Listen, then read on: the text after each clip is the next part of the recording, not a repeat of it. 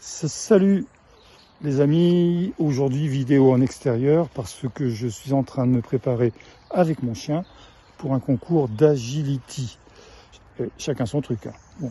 Alors aujourd'hui je vais énoncer les principes généraux sur le poids du boxeur et de la boxeuse bien évidemment. Dans d'autres vidéos je détaillerai certaines astuces, certains moyens pratiques pour perdre du poids. Mais pour l'instant, voici mes conseils généraux. 1. Le poids, ça se définit avec le coach et éventuellement avec un médecin pour voir ce qui est possible. Avec le coach, on va discuter au niveau de la longe, on va discuter des adversaires possibles dans la région. Est-ce qu'il vaut mieux monter ou descendre de catégorie de poids, par exemple. Donc le coach a une partie importante dans la prise de décision du poids de son boxeur. Le médecin va veiller à ce que ça se passe dans le respect de la santé. Alors, les consignes générales. Perso, moi, je dis qu'à un mois du combat, au maximum, tu ne dois avoir que 3 kilos à perdre. 15 jours avant le combat, 2 kilos au maximum. Une semaine avant le combat, 1 kilo maximum. Ça, c'est gérable en termes de santé. Perdre du poids trop vite, je vous l'ai expliqué dans ma vidéo sur la sudation, c'est n'importe quoi pour la santé, c'est n'importe quoi pour la performance. Les autres points importants. Je conseille vivement de faire ses courses dans des lieux de proximité. Par exemple, aller sur le marché, discuter avec un maraîcher, discuter avec un marchand de fruits, un boucher, c'est sympa, ça crée du lien social. Et puis ça fait vivre des gens qui bossent énormément et qui sont proches du terrain. Alors, aller dire bonjour à la caissière en grande surface, c'est possible aussi, mais c'est quand même moins cool. Donc, course de proximité. Manger simple.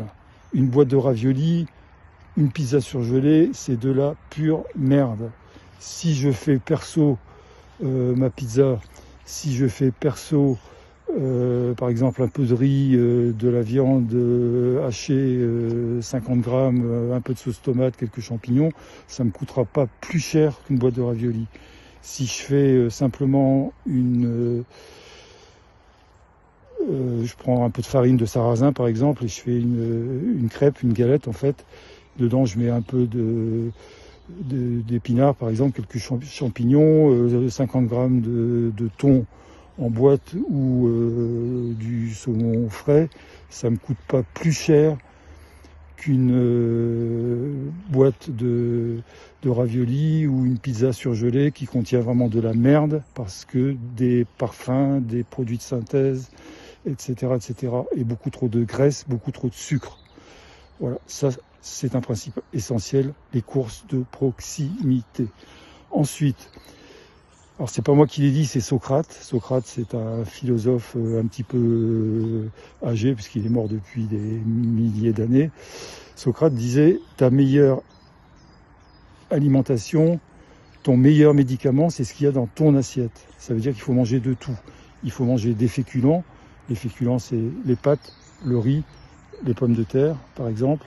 Mais c'est aussi les légumes secs, parce que les légumes secs contiennent plein de protéines qui sont de bonnes briques pour les muscles. Et donc les légumes secs, ce sont les lentilles, les pois chiches, les haricots rouges, les pois cassés, par exemple. Une soupe de pois cassés le soir, c'est un super aliment de récupération. Donc on a vu les féculents qui sont l'aliment du muscle, les protéines avec les légumes secs. D'autres protéines sont les protéines d'origine animale. Alors je sais que certains sportifs sont véganes ou végétariens et on s'arrange pour trouver des solutions, ne vous inquiétez pas. Mais ces protéines d'origine animale, c'est la viande, c'est le poisson, ce sont les œufs. N'oubliez pas les œufs qui sont les seules protéines qui contiennent les 8 acides aminés essentiels pour la structure du muscle. Donc des œufs 2-3 fois par semaine, pourquoi pas. Les laitages également, fromage, yaourt, fromage blanc. Ça, ce sont de bons apports de protéines animales. Ensuite, des fibres avec des minéraux. Là, ce sont les légumes verts cuits, genre haricots verts, épinards, ratatouille, courgettes, aubergines, bok choy, etc., etc.